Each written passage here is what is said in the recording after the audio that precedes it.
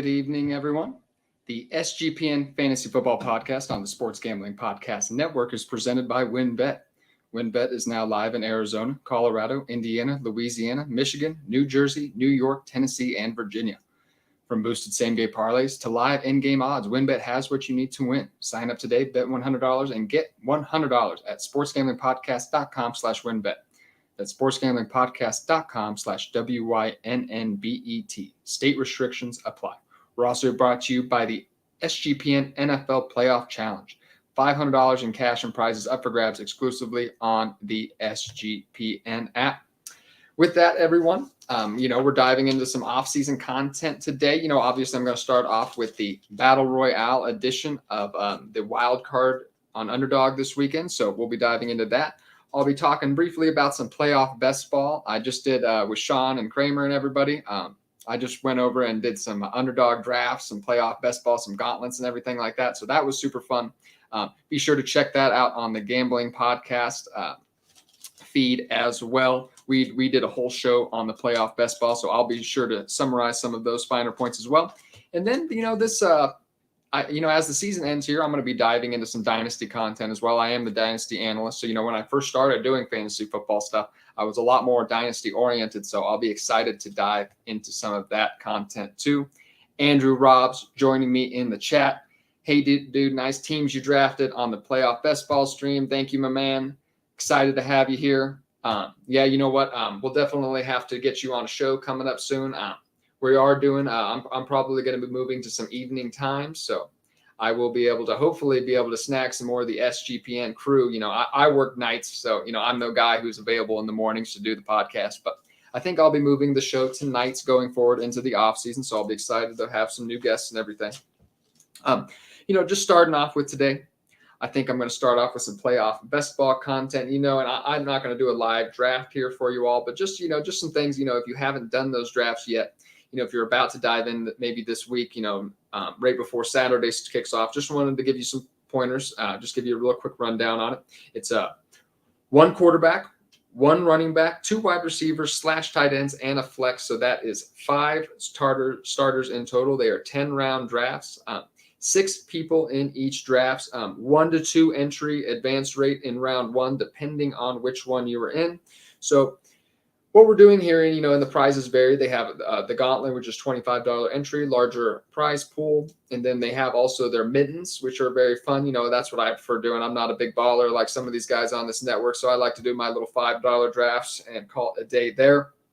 The point being, the big money rounds are obviously in the AFC Championship game, the NFC Championship, and then the Super Bowl. So we want to build a team that is going to get us there to that Super Bowl matchup. So we want to, when we do these playoff best ball, we want to be drafting from predominantly 2 teams.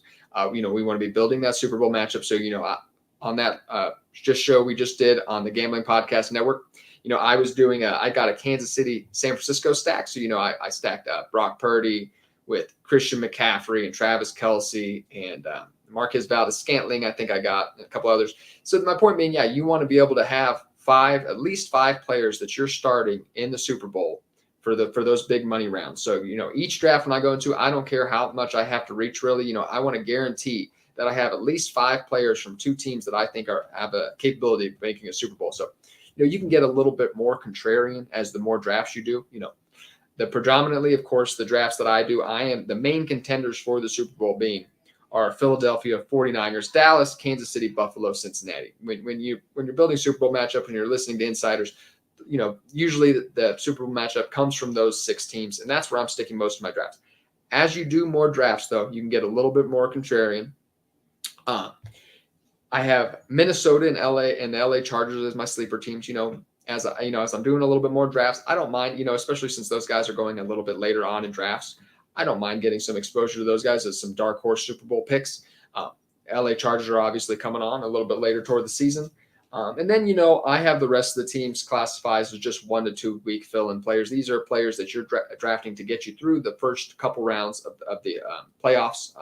So, that's Jacksonville, Seattle, Tampa Bay, Miami, the New York Giants, and the Baltimore Ravens. You're going to have players like Saquon Barkley, J.K. Dobbins, Lamar Jackson, Tyreek Hill, Mike Evans, DK Metcalf, Travis Etienne, players like that are going to be available very late in drafts. No, they're not going to be. I wouldn't draft them early. Those are great players, but they're likely going to be eliminated in the first 2 weeks of the playoffs. So they won't be able to get you win you that big prize money, but they do have value in that they might be able to get us there. Because what's important is that at least when I'm doing mine, I end up in the first 5 or 6 rounds usually overdrafting players to complete my stack. So I'm taking. I just took Brock Purdy in the 4th round. There are plenty of players to take who are better than Brock Purdy in the 4th round, but he has a great chance of playing, 3 or 4 games. So that's why we're taking Brock Purdy early. And then to get me when everyone still has their players, and when I need to get through round 1, I like, Saquon Barkley and Mike Evans later to do that. So, another really important thing that I seem to forget, even when I've done a ton of these drafts, I've done over 100, and I still sometimes forget is you have to have a quarterback and a running back. So, for instance, when you're sitting at the back end of that first round at the 1-5, the 1-6, for example, the draft almost wants to bait you into taking a Travis Kelce and an AJ Brown, but you won't have the quarterbacks for that. So if you take Travis Kelce and AJ Brown, for example, at the 1-6 and 2-1. You're not going to have Patrick Mahomes or Jalen Hurts draft. So you just drafted a player that isn't part of your Super Bowl matchup. So, you just want to keep that in mind. You want to keep an eye, as you're building that team, you want to keep an eye on the running backs. You want to make sure you have a running back down the line that you can still draft. If you're building a Kansas City Dallas Cowboy matchup and you drafted Patrick Mahomes and CeeDee Lamb, you want to keep an eye on Tony Pollard and Ezekiel Elliott or Isaiah Pacheco or Jerick McKinnon. Because you have to have one of those. You have to have at least one of those guys. Andrew Rob's popping back in this week. I'm thinking of just taking players from the top 3 games with the highest totals. Your thoughts? So obviously this is you're obviously thinking a little bit more battle royale, I would think, right? Since we're focusing a little bit more on this week. The battle royale this week is a lot. It's going to be a lot different. I think you're going to essentially have to be. I'm going to dive into it a little bit later on. I'm essentially thinking you're going to have to be perfect this week in the battle royale. That's always how it was. The vast majority of battle royale winners had a top 5 player at every position. If they had 3 wide receivers, they were all 3 in the top 10. If they had 2 running backs, they were both in the top 5. So, we already know that you're going to have to be perfect, and so that's what I think. The only way to really, this is really like a lottery. That's what we're playing here on the Underdog, and that's kind of what DFS is in general. We're just victim to what the other players around us are drafting. Our numbers, are affected by other players and what we have available to us. But that's essentially what we're doing. So the best chance you're going to have to win is do a lot of drafts because you're going to, you're just going to have to kind of hit it just right. And one of my favorite strategies in the playoff best ball and in the battle royales is to make sure you're taking a falling player. If a player falls 10 picks or 10 picks past ADP, make sure you snag him because that is going to create a unique lineup that not everybody has. The vast majority of battle royale winners selected a player that fell at least a round. So you know what I mean. So you're looking. So almost you're kind of looking to get, you're looking to do a lot of drafts and you're kind of looking to get lucky. Somebody let Travis Kelce fall a few extra spots. You want to take advantage of those things. That's some of my biggest things. And yeah, when you're volume drafting, and especially in these playoff best ball and the battle royale,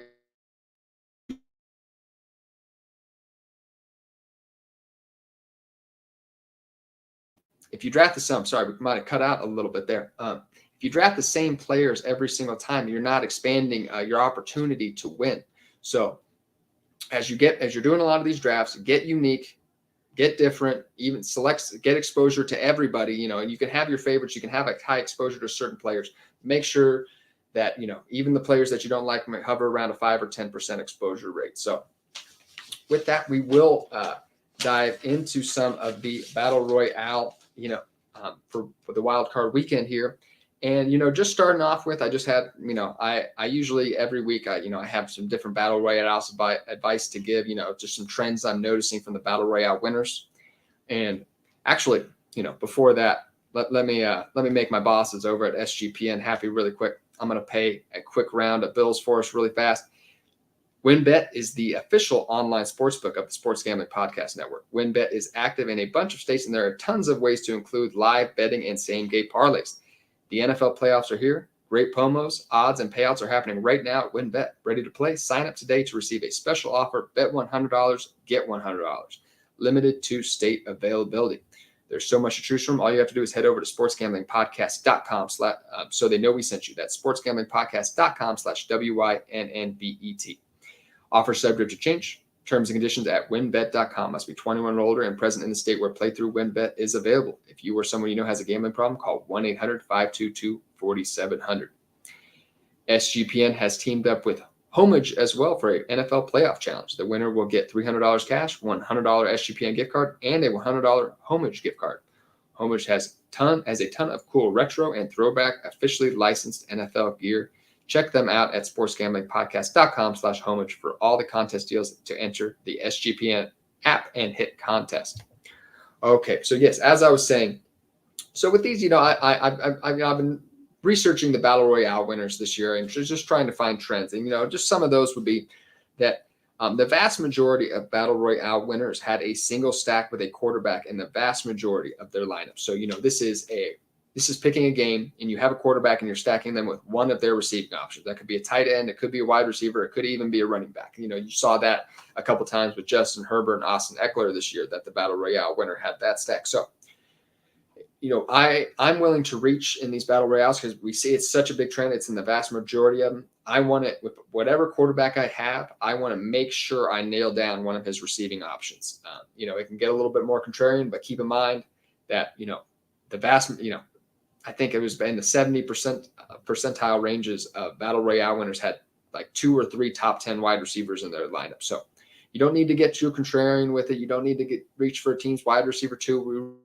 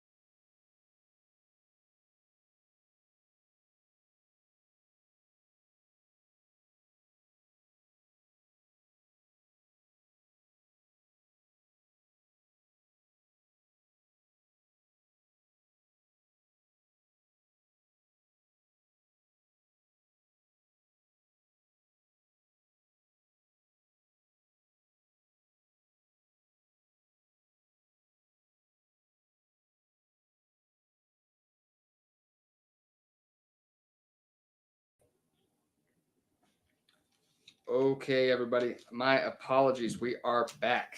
And after a brief mic cut out there, I was talking about playoff stacks and playoff best ball. And I was just pointing out the fact that over half had bring back or players from opposite sides in the same game in their lineup. So this means that we're targeting a specific game. So, what I like to do when I'm doing these underdog battle royales is I like to get that quarterback and wide receiver. And then I like to look at the opponent they're playing as well.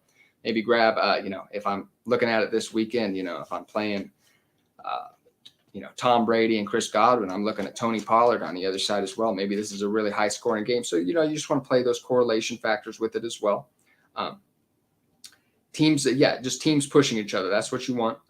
High scoring games, the vast majority, if even DFS winners on DraftKings or even FanDuel, they have players on the other side too. So we're targeting games where each side is pushing each other, pushing the offenses, and we have multiple players from that game being successful on both sides of the ball. And like I was saying earlier, be sure to take the fallers because that creates unique lineups in those situations. And I am now going to dive into some positional values here. Usually each week, in each underdog battle royale draft, we can see where the players are that, the players at the top of the drafts, those are obvious top 5 candidates. We know why those players have the upside and why they're being drafted there. So, I just like to go through each position, particularly the running backs and wide receivers. and just to identify some values deeper on in the draft. So at wide receiver, I have Christian Kirk going in the back end of the 4th round, 23.3. He's facing the Los Angeles Chargers this weekend, who are 7th against wide receivers in terms of fantasy points. Christian Kirk has a 22.9% target share going on the season. Number 4 in slot snaps, just hit 1,000 yards. Had a strong finish after a slow month as well. We just saw that he has a lot of chemistry with Trevor Lawrence, and so it didn't materialize that last month, but he had a great season. And I think I think the LA Chargers are vulnerable on defense right now. So I think Trevor Lawrence could have a big day. And then I have 2 wide receivers here at the very back end of drafts, actually. So this is DK Metcalf and Tyler Lockett. So we have 2 players that are very susceptible. We have a defense that is actually very susceptible against the pass. San Francisco is very stout against the run. Have performed overall well, but actually against opposing wide receivers, they rank 27th in fantasy points per game. So that is not very good. They are both going in the last round of underdog drafts. Like I said, very susceptible to the pass. Both have touchdown upside. Both have big playability, and Metcalf has been shut down actually this year by teams opposing elite cornerbacks. So, and San Francisco does not have one of those. So I'll be looking for Tyler Lockett and DK Metcalf in drafts this weekend. At running back, I have Leonard Fournette heading it off this week. I know Dallas Cowboys played tough against the run, but Leonard Fournette has had, prior to week 18 at least, he had 32 targets in 5 games. And, obviously Tampa Bay was taking their foot off the gas last week, so we're not taking that too much into consideration. But I think Brady is going to throw a ton, and I think Fournette could get a lot of those passes. Kenneth Walker, I have next up. He is going in the 5th. He's going in the last round of underdog drafts as well. He's in a bad matchup. That's why he's here. But, man, he's a volume machine. 29, 26, and 23 rushing attempts over his last 3 games. I don't care how, if you're getting that kind of workload, I don't care how tough the defense is. You have a great chance of getting in the end zone. You have a chance of getting a big day. Tony Pollard, I have going in the 4th round. Tampa Bay ranks 6th in terms of fantasy points given up to the running back. Tony Pollard has had a slow couple weeks, actually, minimal rushing work. But between weeks 10 through 14, he was a top 10 running back 4 out of those 5 weeks. So Tony Pollard still has a lot of upside, and he wasn't fully healthy at the end of the season here. So hopefully he gets back, a little more lighter workload these last couple weeks. We see him back at full strength. With that, I'm going to dive into my quarterback tiers. The quarterback, you have to have a top 3 quarterback to even, almost every single battle royale winner except for one has had a top 3 quarterback in their lineup from that particular week. So I like to tier out the quarterbacks here and just, go over the quarterbacks that I'm drafting. So that I'm even considering drafting, because we're looking for a quarterback with top 3 upside. That's obviously a little bit different now, considering we only have, 12 quarterbacks on the slate. So it's going to be a little bit different, but I have 1, 2, 3, 4. I have 8 quarterbacks here listed. So I'll be diving into a little bit of each of those. So first up, Josh Allen. He's had some mistakes recently. He's been a little bit inconsistent. Not quite the same since that injury, but man, he is just he's money on deep throws. This guy, he's just Justin Herbert and him are actually very similar. Josh Allen, they have very similar, at least in terms of how they throw the football. They make some mistakes. Sometimes they're inconsistent, but man, there is nobody who can throw 50 yards downfield in a tight window and complete passes like Josh Allen or Justin Herbert. So Josh Allen is still a big play waiting to happen. Miami ranks 30th in fantasy points given up to the quarterback position. Joe Burrow is next up. He is going right behind Josh Allen in the 2nd round of drafts. He is number 4 in fantasy points per game, number 8 in pass plays per game. And the cornerback situation is a mess in Baltimore. I love Joe Burrow this weekend.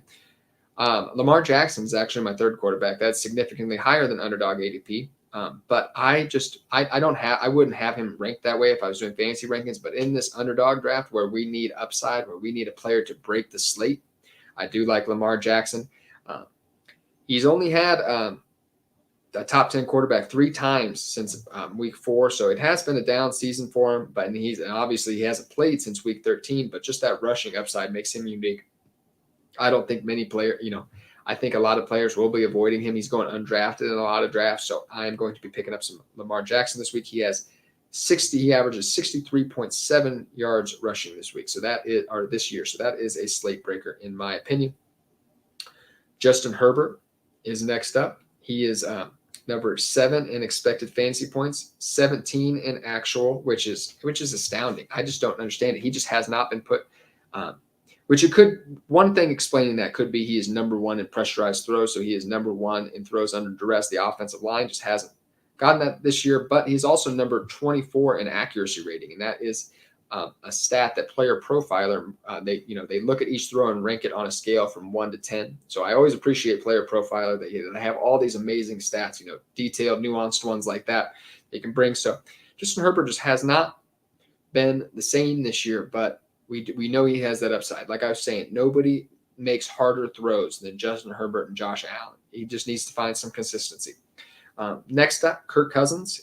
He is going in the 6th round as well. He is facing the New York Giants, who are 15th in fantasy points given up to the quarterback position. Just the definition of inconsistency. But he is a top 6 quarterback 3 weeks from 14 through 16. He has some weeks where he's outside a quarterback, outside the top 20 quarterbacks. So it's hard to say what you're getting with Kirk Cousins, but we don't mind that when we're playing in these large entry tournaments. And obviously another thing to note is that Kirk Cousins notoriously plays poor under the playoff pressure. So we will see if he is able to get that together. Next up, Trevor Lawrence, also going in the last round. Obviously we've seen an effort to rush the ball more lately, which is great to see. He's become a dependable, I would say, low-end quarterback 1 with upside. His true passer rating is actually number 6 in the NFL. So Trevor Lawrence has had a great year. And when I say true passer rating, that factors out drops, that factors out throwaways. So Trevor Lawrence's receivers really didn't do him any favors this year, just like last year. So Trevor Lawrence is having a good season. He has a really bright future, and I'm really excited about what Trevor Lawrence has going to bring to the game in 2023 and beyond. Daniel Jones has been on fire recently. He is my next quarterback up. He is going in the last round, and he is in a terrific matchup against the Minnesota Vikings this weekend, who ranked 28th in fantasy points given up to the quarterback position. He's quarterback 7 on the season, is averaging over 44 rush yards per game, and has 7 touchdowns. So Daniel Jones is, one of those cheat codes in fantasy, one of those rushing quarterbacks that, really, you watch him play, and you're like, maybe he's not. Maybe he's not one of the best quarterbacks in the league, but man, he can be one of the best fantasy quarterbacks with those legs. And finishing up here, I have Tom Brady and Dak Prescott. Tom Brady and Dak Prescott do play each other. Dak Prescott's been very disappointing. Multiple interceptions in a lot of games. 37.8% completion percentage last week. I know some ESPN talking heads were saying, this is the worst game they've ever seen him play. So Dak Prescott is not coming into it hot, but we've seen Dak Prescott play a long time. We know he has upside. So I do have him listed here. Tom Brady, I do have ranked ahead of him, though. Tom Brady did break the record for pass attempts, and Dallas is a little bit more susceptible against the pass than they are against the run. So I do expect Tom Brady to throw a lot this weekend. So he does have upside. I do the tight ends the same way I do the quarterbacks. Just list out the ones I'm considering drafting. Considering most Battle Royale winners did have a top 3 tight end in their lineup, I have 6 here. So these are the 6 that I'll be mainly drafting from. George Kittle is my number 1 tight end this week, especially without Travis Kelce on the state. He's performing actually better with Brock Purdy and has 7 touchdowns in his last 4 games. This shouldn't be a surprise. Tight ends don't usually have a high depth of target. Brock Purdy's not being asked to throw downfield very much, so he's just dinking and ducking to Christian McCaffrey and George Kittle. Mark Andrews is actually my 2nd tight end. He did not play last week, but he had a little bit of a mini breakout after most of the season's been disappointing for Andrews. He had 100 yards and 9 receptions in week 17. His disappointing season is kind of correlated with Lamar Jackson. And then, after Lamar Jackson went out, him and Tyler Huntley didn't develop the same chemistry that they had last season. So Mark Andrews, nonetheless, is one of the most talented, probably is the most talented tight end in the league outside of maybe Travis Kelce and George Kittle. So I have him ranked number 2. TJ Hawkinson comes in number 3, the target machine. He's had prior to week 18, where the Vikings were, kind of resting a little bit, he had 28 targets in the 2 weeks. He's had over six targets, like 8 or 9 weeks in a row. Even going back to Detroit, he's had a lot of targets this season. So he's definitely the clear number 2 option in Minnesota. So he's a great value. Evan Ingram is going in the 5th round. Evan Ingram is number 1 in slot snaps for a tight end, 5th in targets, and 2nd in yards after the catch. So clearly he is flashing that athletic ability that made him such an exciting and tantalizing player in New York. Lining up a wide receiver, making big plays after the catch. And that's what we always wanted to see from Evan Ingram. So that's great to see. He's obviously a little bit inconsistent. He's not a perfect player. So he is going in the 5th to 6th round range, but that is a perfect spot for him. Dalton Schultz is my 5th tight end.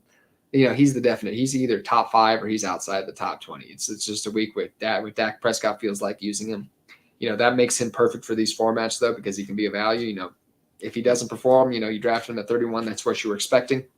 But if he does, which he can with Dak Prescott, I really like him as well. Dawson Knox is my next tight. He's had a nice end of the season here. He was from weeks 14 through 16, tight end 5, tight end 3, tight end 9, 4 touchdowns in his last 5 games. Inconsistent like most tight ends, but Dawson Knox has been, as consistent really as any tight ends, once you get into that tight end 9, tight end 10, low end tight end 1 range. And we are going to do our last bit of ad reads here. And I'm really excited. This fits perfectly, actually, talking about Underdog Fantasy. We are brought to you by Underdog Fantasy. At Underdog, the season never ends. Right now, you can play their fantasy football playoff best ball, the gauntlet, with 1 million in prizes up for grabs. They also have a ton of daily games for NBA and NHL. Plus, when you use promo code SGPN at UnderdogFantasy.com, you get a 100% deposit match up to $100. That's UnderdogFantasy.com, promo code SGPN. And I was about to do an NBA read. Oh, that says NBA only. So you should check out our NBA content on the sportsgamblingpodcast.com, but I'm not going to talk about that today. And we are just going to finish up here. So, the season's about to wrap up here. And, I didn't know if I was going to keep getting this podcast show on SGPN, but luckily they did indeed decide to tell me to keep going. So I'm going to continue talking about Underdog Best Ball and their playoff stuff this week and going into as we, go into these next few weeks of the NFL playoffs. But after that, and I'm going to start tonight, I'm going to get into a little bit of dynasty talk. If you were listening to a podcast right now, there's a very good chance that you're in a dynasty league.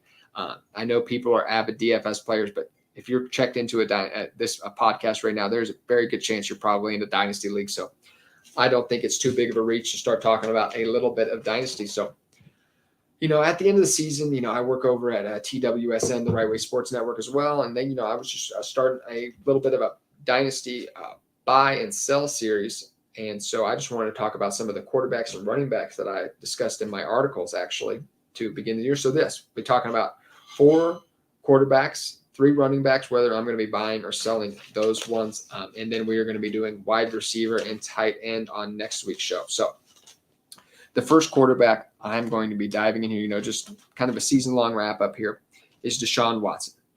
Obviously he made his week 13 debut after a 2-year layoff. He averaged 5.7 yards per pass attempt, 74.1 passer rating. Thank you, player profiler, for those stats.